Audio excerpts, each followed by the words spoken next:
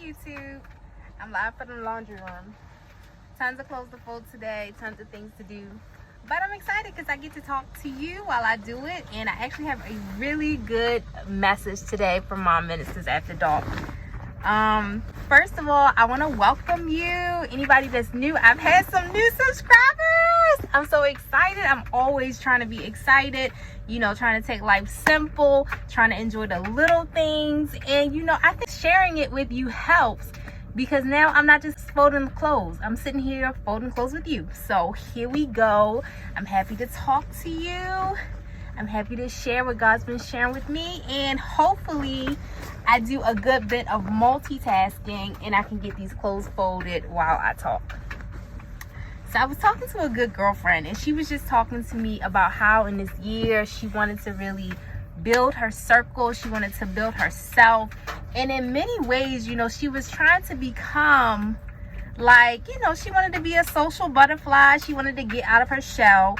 And it's something that I've really struggled with over the years, because naturally I'm pretty introverted. I like people, but I like them in bursts. You know what I mean? Like, I don't like small talk. I don't like awkward conversations.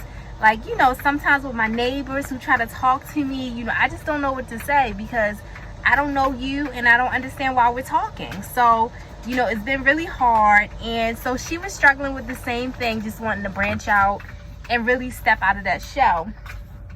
For one, because it makes it so easy for God to use you when you're just out and about and you're making friends and you're talking to everybody. But I really was just sharing with her what God has showed me over the years, and my failed efforts to just be out and about and be a people person, and making all the friends and doing all the things and doing all the events. I feel like God really showed me that that's not who He built me to be. You know what? That's not my personality, and it's not my personality for a purpose. And so that's what I want to talk about, how your personality can really match your purpose, and how even as you go about trying to change those things about you that you don't like, and maybe there are things that need to be changed, that you really need to think about, okay, well, where is it that God is putting me? What is the call that He's given me, and how does my personality align with that? So I was telling her a good example of my husband. My husband is Mr. People person. He's never met a stranger. He's never met a person that he doesn't love, that he doesn't trust, that he doesn't see the good in. And I guess it can get with him to a point where, he starts to have revelations, or, he can see people negatively, but it takes a lot. His go-to is to love on you, to talk to you, to embrace you, to build you. Just blinders to crazy, have you seen this person? Have you seen what they've done? Can you not see it?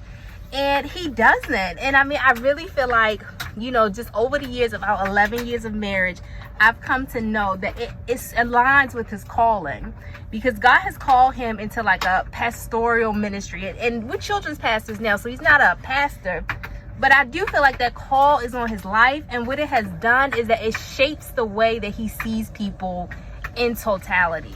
He's always going to see the best in you. He's always going to want the best for you. He's always going to be pushing you. He's always going to believe in you. And that's really deep core and what you want for a pastor, right? You don't want somebody who's, always seeing your flaws, or they may see your flaws, but you don't want somebody that's always pointing them out, or, focusing you on it. You want somebody in a pastor who always is cheering for you and believing in you. And that's what you get in Daniel. That's what you get in my husband. And in our marriage, it's been a conflict, because I've been like, Daniel, this is crazy. Don't you see these people for who they are? And he may or he may not, but it's he just chooses to love you anyway. And that's really deeply the heart of a pastor. And it aligns so perfectly with his personality. And that's what I really want you to take from this, is just when you're trying to mold your personality, or you're looking at a flaw in your personality, really to just look at what is my purpose? You know, like, what is it that God has called me to be? Where is God taking me? And then just really critique or make decisions about your personality based on that. Because really, it might be a part of who God has called you to be. So anyway, I've talked about my husband. So aligning with myself, you know, when I look at the call that I think that God has given me, is more of like a prophetic intercession, you know, like walking in the prophetic and discernment. And those are the things I lead with. And so it's very hard for me to just be always open, you know, always just embracing people, always like putting myself out there. And it's even a struggle, like even when I try. And so I'm able to do that like in community, like people I know, people I trust, people I love. But as far as just like the outside world, that's not something I can do, because I'm constantly looking at things more critically. I'm looking at them like, it's like God has taken like some blinders off of my eyes, probably because I'm supposed to pray for those things. But in taking those blinders off of my eyes, I can see when things are not legitimate. I can say, like, I can see when things are not, when they're being portrayed in a way that's not the truth of the matter. And it really, it's a struggle for me, therefore, to embrace people or to like be open, because sometimes, a lot of times, people are wearing masks that you can't see who they really are, because that's not what they're showing you. They're showing you who they want you to perceive them as. And that's not always a bad thing. You know, some people, they've had trauma in their past, and because of that, they're very much guarded. And so when I'm listening to them, I can hear like all the things that they're telling me, but I can see all the things that they're not telling me. I can see that they're guarded, that there's a mask, that there's something hidden.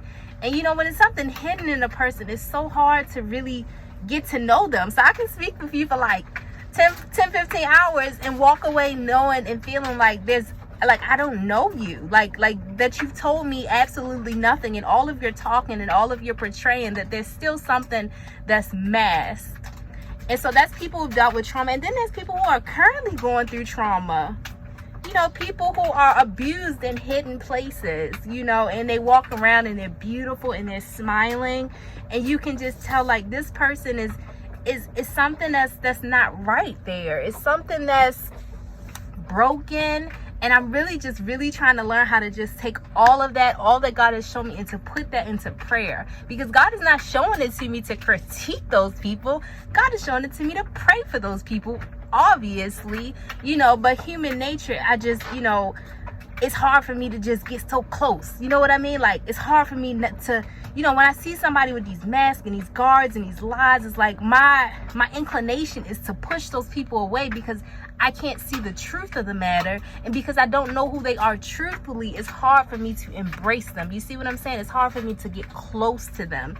So I'm really trying to put that in prayer. But it took me a long time to figure out that those things in my personality are also lining up with the things in my purpose and my calling. Because when God has called you to a prophetic ministry or prophetic intercession ministry, you know, you're not supposed to be just talking. You know, you're supposed to be listening to people. You're supposed to be seeing people. You're supposed to be observing people, so that you can pray for them, so that you can call forth godly purposes in their lives. And really, I mean, basically, so that you can bring God's kingdom to earth, you know, so that you can bring forth whatever it is that God is saying, whatever it is that God is showing you, so that you can pray for those people. So I really feel like it has, well, for a long time, I felt like it hampered me in my personal lives, because I had a hard time building personal relationships. I had a hard time to make sure that I wasn't judging people based on everything I was seeing. But really, I just needed to learn how to channel that into where God was taking me with it.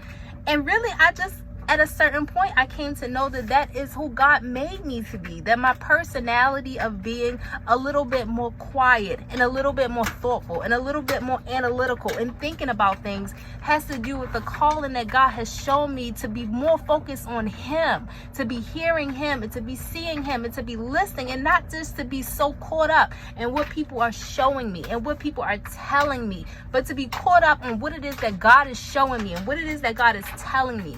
So anyway, this video is getting long enough. I haven't folded anything, But I just wanted to tell you, if you're feeling in your personality that something is missing, or that you look at this other person and you say, you know, why can't I be like them? Why can't I be a social butterfly like them? Why can't I put myself out there? You know, why aren't people drawn to me?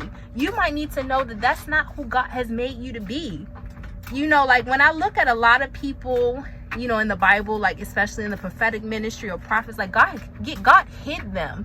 You know, they were hidden, and then in an important season, God projected them and put them out there, but they weren't always out there. You know, they were more so spending time with God. And so I would just encourage you, if you're one of those people who are struggling with aligning your personality to your purpose, just to really see God, and then to live your life in a way that God has positioned you. Like God always positions us, right? You know, he'll take us who we are, and he'll put us in a certain place to do a certain purpose, you know, what he's called us to be. So instead of trying so hard to be this new creature, this new being of what you've seen and what you like, you know, I really would say to stay in your lane, essentially. Figure out what your lane is according to your purpose, according to your calling, and stay in that. Okay, so it was good talking to you. I shall be back. I'm going to get some of these clothes folded. I love you. Thank you for subscribing. My 90 subscribers, it may be 89, it may be 90, but I am happy for each and every one of you. You know, starting this vlog or family vlog, you know, I really just wanted to share my life because, you know, I'm happy with my life, but sometimes I was taking it too seriously, too personally, you know, focusing on the things that don't matter, you know, just stressing myself out over nothing. And this really just reminds me, like, take it less seriously, like live happily, be content in all things. The Bible says in all things to be content, and I'm just learning, like, be content. Like, be happy, you know, like, don't stress all the small stuff, like the loads of clothes, the cleaning, the children, you know, none of that in the grand scheme of my life, my purpose, my eternity, none of that matters. You know, I'm so healthy, my children are healthy, my home is warm, you know, my home is safe. I mean, I'm just learning to just be happy with the things that I have and not to stress about the things that I don't. And that's what I would encourage you to do. Just look at the positive things. Because honestly, I'm starting to see, like, when you haven't learned to be content, it seems to me as if God won't bless you with that next level.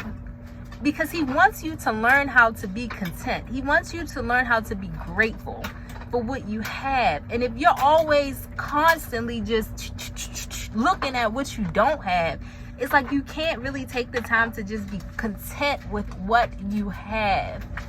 You know, there's always somebody doing worse than you. There's always somebody doing better than you. But your position is to be content in what you have. There's nothing wrong with wanting some other things, you know, having some goals. You know, I would like to do this, I would like to work for this. That's all fine. But at the end of the day, you should be able to be content where you are. Like, you should be able to find the joy in where you are. And I know that's hard because some of you don't have a place that's easily to find joy in. You know what I mean? Like, you might be in a shelter. You might not have your own home. You might be sharing a room, you know, and it may not be easy to find contentment. You may not have a job. But there's somebody out there dying. There's somebody out there who's lost children today. There's somebody who's lost their whole family in a car accident, you know, etc., etc. There's somebody at this moment getting put out on the street. Honestly, I'm sure I could find it if I look. So I would just encourage you, be content, learn to be content, learn to be prayerful in things. And until you get to where you're going, just enjoy the moment where you're at. Just look at, you know, what is it that God has blessed me with today? Even if it's your health, even if it's your vision, even if it's your ability to walk, just be grateful for that. And just be standing at the same time on the promise that God will build you in his season, that God will build you in his time, that God has good thoughts about you, that God has good intentions about you. And flatline, that he'll never leave you. And if you don't have anything else, you have that God is with you, and that God is for you, and that God will never leave you. So I think I'm done preaching for today. This has been Mom Ministers After Dark, and I'll see you soon.